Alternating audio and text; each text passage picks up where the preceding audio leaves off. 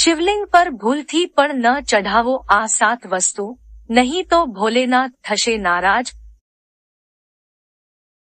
ભગવાન શિવની પૂજા કરવાથી વિશેષ ફળ મળે છે અને તમામ પરેશાનીઓમાંથી પણ મુક્તિ મળે છે. શિવલિંગની પૂજા કરતી વખતે કેટલીક બાબતોનું ખાસ ધ્યાન રાખવામાં આવે છે અને કેટલીક વસ્તુઓ ભૂલથી પણ શિવલિંગને ચઢાવવામાં આવતી નથી.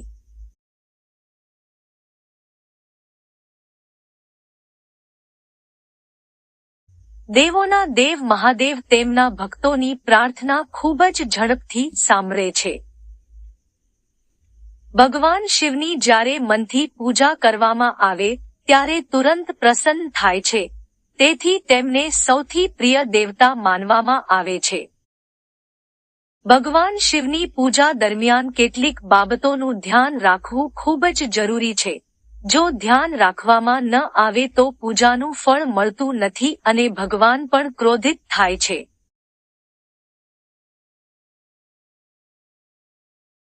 શિવરાત્રિનો દિવસ ભગવાન શિવની પૂજા માટે સમર્પિત છે. આ દિવસે ભોલેનાથની પૂજા કરવામાં આવે છે અને વ્રત રાખવામાં આવે છે. ભગવાન ભોલેનાથની પૂજા કરવાની સાથે શિવલિંગની પૂજા કરવાના પણ અલગ અલગ નિયમો છે, જે અનુસાર આપણે ભૂલથી પણ કેટલીક વસ્તુઓ શિવલિંગ ન ચઢાવવી જોઈએ, નહીં તો ભગવાન શિવ ગુસ્સે થઈ શકે છે. શિવલિંગનો અભિષેક કરવાની પરંપરા ઘણી જૂની છે. શિવલિંગની પૂજા દરમિયાન કઈ વસ્તુઓ ચઢાવવાની મનાઈ છે તે જાણવું ખૂબ જ જરૂરી છે. શિવપુરાણ અનુસાર જો ભૂલથી પણ આ વસ્તુઓ શિવલિંગ પર ચઢાવવામાં આવે તો ભગવાન શંકર પ્રસન્ન થવાને બદલે પોતાના ભક્ત પર નારાજ થઈ જાય છે અને તમે પુણ્ય પ્રાપ્ત કરવાને બદલે પાપમાં ભાગીદાર બની જાવ છો.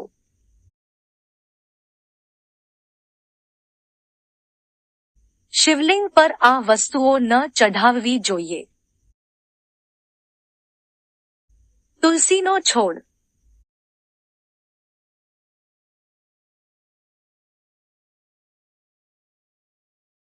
ભગવાન નારાયણની પૂજા તુલસી વિના ક્યારેય પૂર્ણ થતી નથી, પરંતુ ભૂલથી પણ શિવલિંગ પર તુલસી ન ચઢાવવી જોઈએ. આવું કરવા પાછળની માન્યતા એવી છે કે તુલસીના પતિ જલંધર રાક્ષસનો વધ ભગવાન શિવે કર્યો હતો અને તુલસી પણ લક્ષ્મી સ્વરૂપ છે. તેથી શિવલિંગ પર તુલસીનો ઉપયોગ ક્યારેય ન કરવો જોઈએ. કેતકી ફૂલ. કેતકી ફૂલે બ્રહ્માના કહેવા પર ભગવાન શંકર સાથે ખોટું બોલ્યા હતા, જેના કારણે ભગવાન શંકર ખૂબ જ નારાજ થયા હતા. તે પછી ભગવાન શંકરે કેતકીને શ્રાપ આપ્યો કે તેનો ઉપયોગ ક્યારેય ભગવાન શિવની પૂજામાં નહીં થાય.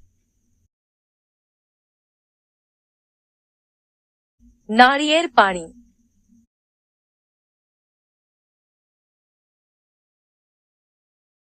ભગવાન શિવને શ્રીફળ ચઢાવવામાં આવે છે, પરંતુ નારિયેળ પાણીથી શિવલિંગનો અભિષેક કરવાથી ભગવાન શિવ ગુસ્સે થાય છે અને ધનની હાનિ થાય છે.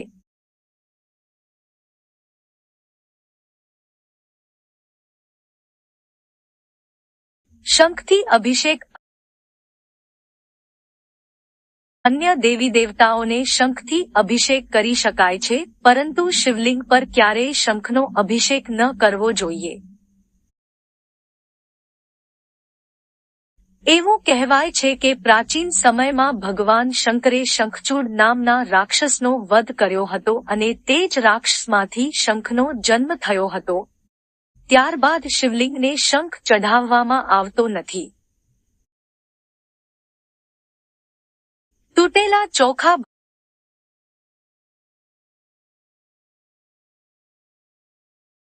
ભગવાન શિવને ચોખા ખૂબ જ પ્રિય છે, પરંતુ તૂટેલા ચોખા ક્યારેય પણ શિવલિંગને ન ચઢાવવા જોઈએ.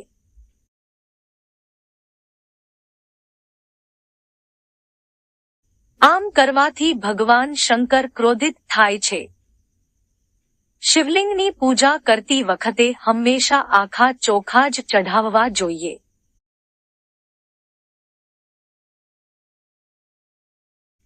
કાળા તલ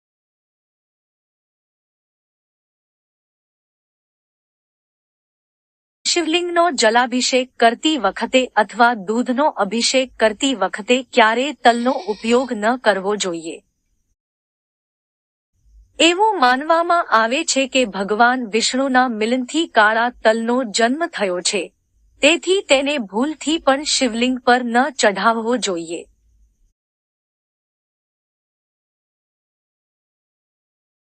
સિંદૂર અને હળદર